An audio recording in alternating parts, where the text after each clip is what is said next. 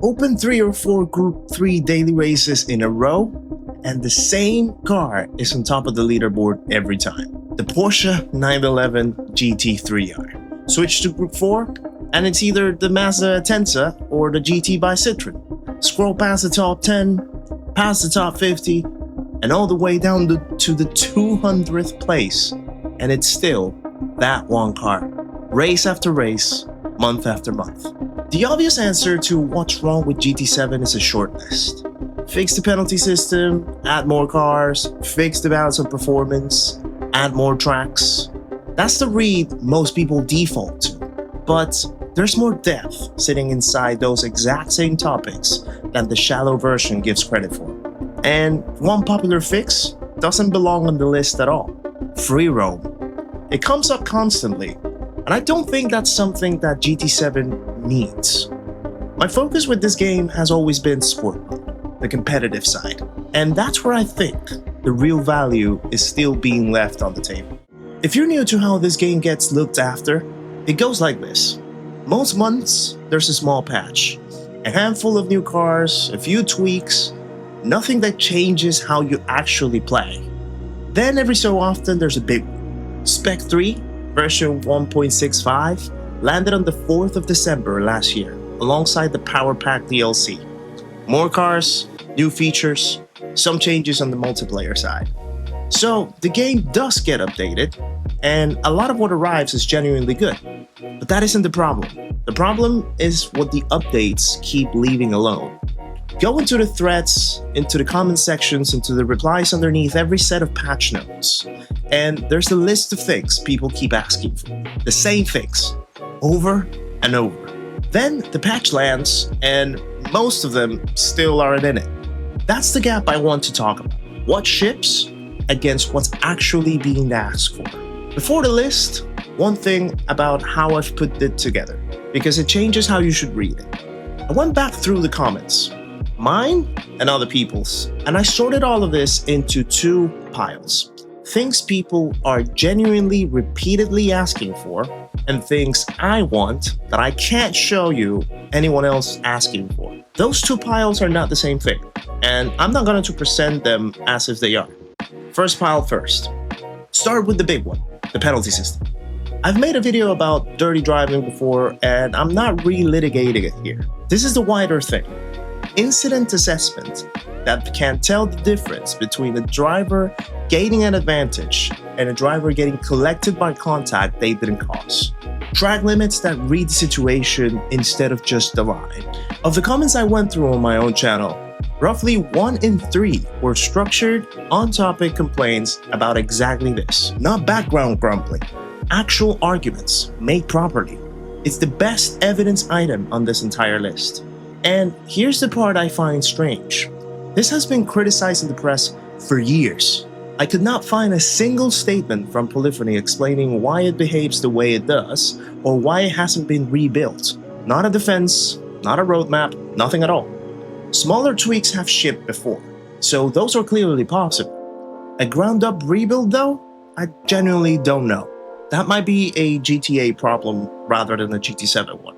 Second, and this brings us back to that Porsche, balance of performance right now leans towards the newer cars.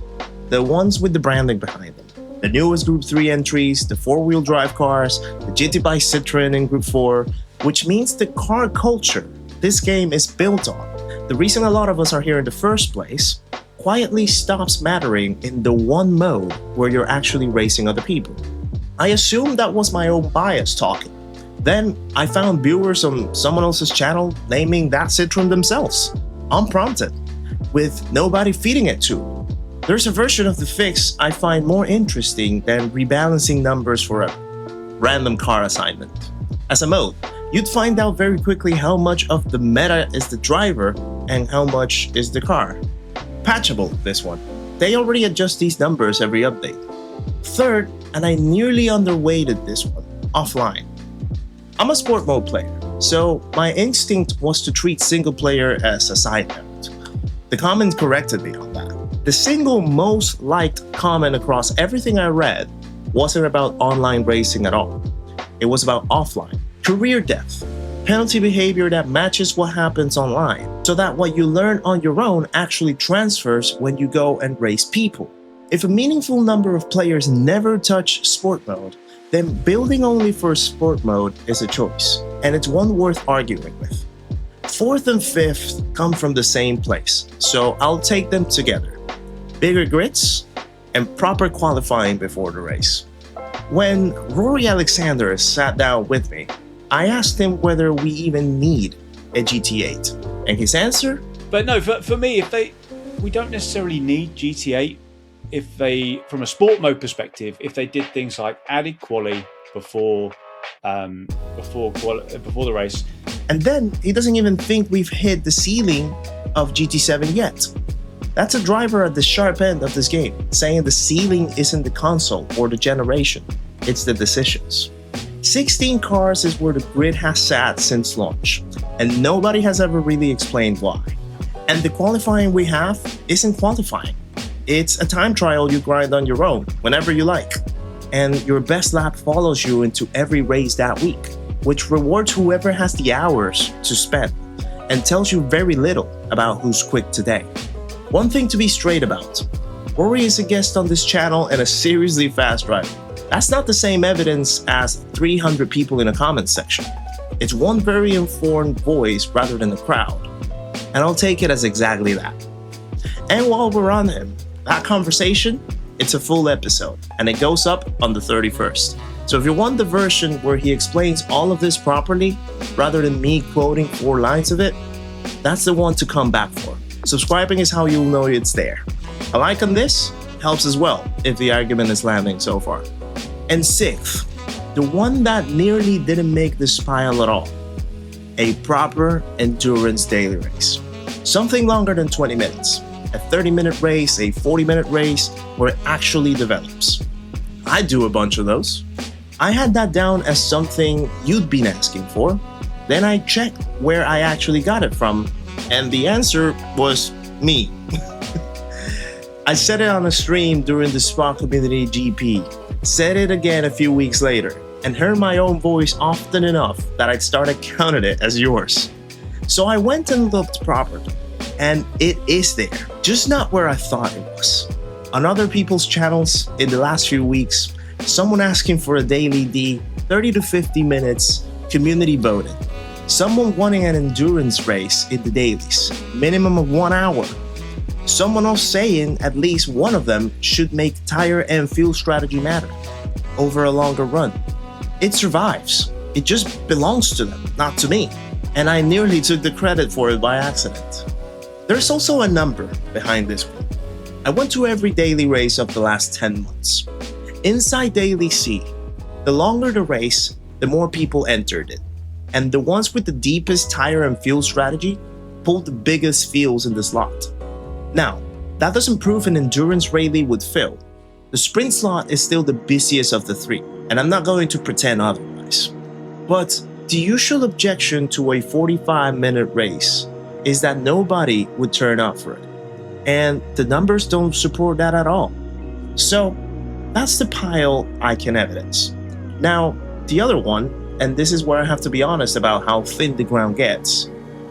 2 things here, and I can't point you at anyone else asking for either. That doesn't make them wrong. It does mean you should weigh in differently to everything above. The first is a spectator mode for custom lobbies. At the moment, a lobby holds 16 people, and there's no way for anyone else to watch. If you run a league, that's the whole audience problem in one sentence. The racing happens, and nobody outside the grid can see it. And it isn't missing so much as remove. GT Sport promised unlimited spectator broadcasting. GT7 has it for the official World Series. And nothing for the lobby you and your mates run on a Tuesday night. It went backwards, and I've never seen an explanation why. The second is stewarding tools for those same lobbies. Right now, you're reviewing incidents after the fact, in replays, long after anyone cares. Let organizers make a call during the race, and leagues can run their own rules properly. And I'll be blunt, nobody asked me for this one. It stays because I think it's right, not because I can show you it's wanted. Then there's one more, and it isn't mine at all. Competitive fairness in VR. The argument is that some cars are genuinely harder to drive in the headset because the cockpit visibility is poor. And if you're racing the same balance of performance as everyone on a flat screen, that's a competitive gap the game doesn't acknowledge. It turned up independently in 2 separate places in my research, which is more than some of my own items managed. And for anyone about to write this off as a niche problem, of the drivers who report what they play on, somewhere around 1 in 6 is in a headset. I have to put a flag on it though. I don't play GT7 in VR, I've never tested this myself. Everything I've just said is what other people report, and I'm passing on it rather than confirming it. Take it with that attached. Before I close this out, 2 things about me, because they change how much weight any of this should carry. The first is that most of it isn't mine. I play this game constantly, I stream it, and I've sat down with people who race it at a level I don't. The penalty system came up with nearly every one of them. Rubbish. Shocking. Terrible. Inconsistent. Horrendous. Perfect. It's an absolute joke. Lamentable. That's harsher than anything I've said today. What I'm doing here is serving as a messenger and as a communicator, from what people have been able to tell me and from my own experience as well. The second is smaller and more awkward. I've only played GT7 since March 2025, so when I talk about what this series is used to do, I'm reading, not remembering. Everything today is built on GT7 specifically, not on franchise history I wasn't there for. Right, the part where I argue against myself. I'll start with the one that actually landed because it came out on my own research and wasn't what I went looking for. I want to evidence that longer races would fit. What I found first across those 10 months was that the sprint slot, Daily Race B, the short one, no fuel strategy, no tire strategy, is the most entered of the 3 by a clear margin. I spent this video building a case for more depth. The most popular racing in this game right now is the version with the least of it. That doesn't kill the argument. Plenty of people enter the longer slot too, and the pattern inside it still holds. But if you came here expecting me to say everybody secretly wants 40-minute races, the numbers don't back that up. I'd rather you heard it from me than you found it yourself. 2 other things people will say, and I think both are fair. The first is that some drivers will set out to ruin your race regardless of what polyphony ships. No penalty system designs its way out of somebody who has decided to be a problem. That's true, and it limits what anything on my list can actually deliver. The second is simply, it's a game. Don't take it so seriously. And I don't have a clever answer to that one. If you're enjoying it as it is, none of this is a problem that you need solved. And beyond those, I'll be straight with you. I don't have a strong counter case. I've turned it over and I'm genuinely not sure what the best version of the argument against me looks like, which is a fair part on why I'm asking rather than telling. So if you think I've got something wrong here, or if you've got a counter I haven't thought of, I properly want to hear it. Not to have the argument, to come out of this with a wider view of what people actually want from this game that I could get on my own. A good chunk of what's on the list is here because somebody in a comment section saw something I'd missed. So, 2 things I genuinely like from you. First, what did I miss? What belongs on this list that I didn't put on it? And in which pile does it go in? The one that you can point at other people asking for, or the one that you just want?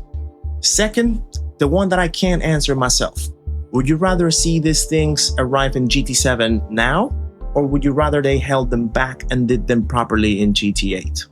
I don't know where I land on that. Bigger grids. Daily race, a longer endurance daily race. Just like reworking the multiplayer, making it better and more mode. More weather and more like night and day on more track. Driver swaps. I'll finish where I started. GT7 has all the potential to be the best sim racing title out there. That's not a complaint dressed up as a compliment. It's the reason a list like this is worth making at all. You don't write 9 items about a game you've given up on. And to wrap it up, a like on this genuinely helps it find the people who'll discuss this with me properly, which is the whole point. Subscribe if you want the rest of it. Warriors episode come on the 31st and everything after that. And if the hide button is still showing on this one, that does more than you think. There's something on screen now worth watching next if you got another one in you.